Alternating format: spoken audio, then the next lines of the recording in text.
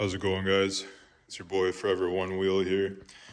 So today's project on the good old Blue Road Glide video series, starting number 1, turning this thing, getting it ready to make it into a stuntable bagger. We are going to be tearing down these heavy-duty brother bars we got going on over here. If anybody is familiar with stunt bikes, unless you're Reckless 203, you definitely don't want these bars on your bike because it's just not ideal. So today we're going to be removing all the gauge cluster, everything over here to get to the riser spot so we can put in these risers here. These are a 6.5 pullback from original Garage Moto, so that's what I'm going to be running. Pretty much same setup that's on my Dyna. Still waiting for the bars to come in. I'm going to go with the ODI podium bars again, just so I can keep the same setup on both bikes, not have too much of a discrepancy in feel. I was thinking about going straight riser on this, maybe a little taller, but said screw it, I got those risers for a deal. So we are going to put these bad boys on. So that's going to be the project on the old Blue Screamin' Eagle Road Glide today. It's going to be quite a process to get this thing into a stuntable place, but it is what it is. Right now I'm working on selling a bunch of this stuff that I don't need anymore. Gotta update the suspension. Gonna upgrade the swing arm to the 2002 model if I find one for a good deal, because these older versions are prone to cracking, so this one still seems to be okay, but I don't really want to find out the hard way eventually, so we're going to switch that. And yeah, so we're going to start removing a bunch of stuff on the bars here.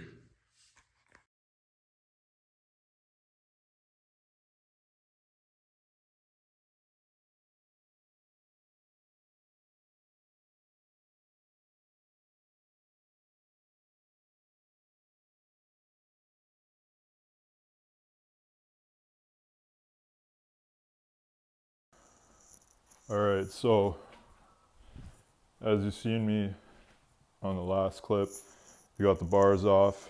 Unfortunately, I didn't film myself putting on the risers, but man, it was a hassle to get all this shit off. Like, these road glides have so much extra plastic and whatnot, and on top of that you have to do a little switcheroo on the ignition to remove that. So we got that out of the way. And after that, it's pretty much just like a Dyna. There's just 2 riser bolts underneath. You have to turn the bars to get to them. I'll see if I can show you one of them at least right now. Maybe not. It's too dark in there, but yeah, it's pretty simple. It's just like the Dyna. This riser bolt goes underneath. Tighten those bad boys up to 32 foot-pounds when you tighten this up. And then we got around to removing the fairing, because I'm totally getting rid of the stereo system in here till I can get the hog tune system that has what do you call it, Bluetooth and the amp built in, so you don't need a deck, because I currently made a gauge relocation for the bike here. So I'm test fitting this right now. I'm in the process of cutting all the plastic in there and making everything fit nicely. Got a bracket for it that I'm gonna bolt up for the back and all that. So that's that. And next step after that is figure out this mess of a harness. So the original dude that owned this bike completely hacked this interconnect harness to the point where, like, I don't even know what's what anymore, except for these two, because that looks like a headlight things. But we gotta figure out that mess of wiring. So that's how that's going. And still trying to figure that out, waiting for the bars in the mail. So today we're gonna try to grind this to fit, put it all in, and then start messing with the front wiring here to get everything back and plugged in. After we get that, we're going to throw the fairing back on. Fortunately, because this thing is an 01, means it has the hunk of garbage Magneti Marelli system in it. So we're going to have to convert that over to carb because I'm just going to get rid of the EFI in the system, because I was going to do the zippers kit, Thunder Max, new throttle body and all that, but honestly, it's just way too expensive right now. Like, this bike is an 01. I'm not going to throw a bunch of money with that system. It would have been nice because, you know, auto tunes itself and whatnot. But the thing is, it is $2,500 USD. Once that's all said and done and shipped to Canada, that's like almost $4,000. I think it was like 3,700 with the conversion and everything like that. So versus buying Mikuni 42 HSR 42 carb, doing the wheelie mod to it, a Pingle valve adapter for the petcock and all that stuff. That's like, so the carb's gonna be like 900, almost a Gino Canadian, and then the Pingle, that's like $70 for the adapter on the tank. Put the fairing back on. That was a pain in the ass. If you've ever done a road glide fairing, those little hooks that's on the inside, that was super annoying with all the wires that I had in here. This bike doesn't exactly have a good interconnect harness in there because the last guy butchered it. So that was a pain in the ass to get put back in.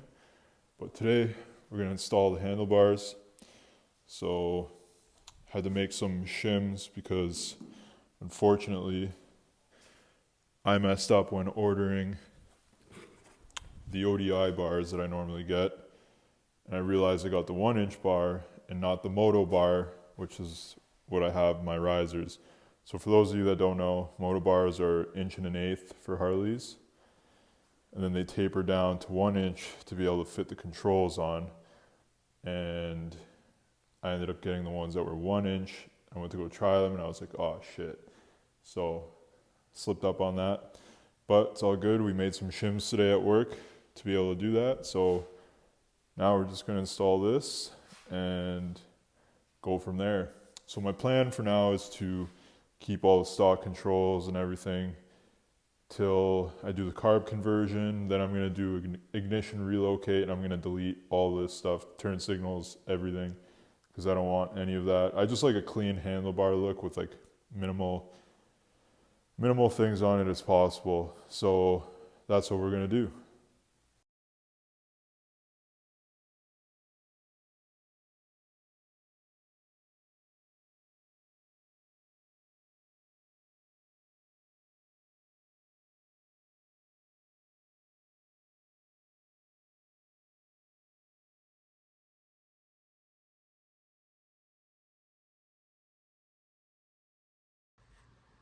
All right, so we finished up the bars partially, have everything set the way I want. Unfortunately though, I'm gonna have to delete these controls sooner than later, and I also definitely need a new clutch cable, throttle cables, which I have, and I think I'm just gonna go ahead and get rid of all these wires because like it just looks ugly with how long they are. Like the guy had apes on this beforehand, and obviously they're really extended because of that. So I'm gonna have to shorten everything back up now. But yeah, so that's roughly how it's looking right now. Not the greatest, super ghetto, but pretty much next time you see this, all this is gonna be gone. It's gonna be clutch lever, front brake, that's it, 0 controls. So I don't need all this cruise control bullshit because like we're going carb on this thing anyways. But yeah, this is the setup I decided to go with for the road glide. Pretty much the same as my dyno. Kind of want to see what a straight riser feels like on this because I'm pretty sure these frames are a little shorter. But it feels pretty good though sitting on it, so we'll see how it goes. Stay tuned for more episodes on the Road Glide build, and yeah, this is where we're at so far.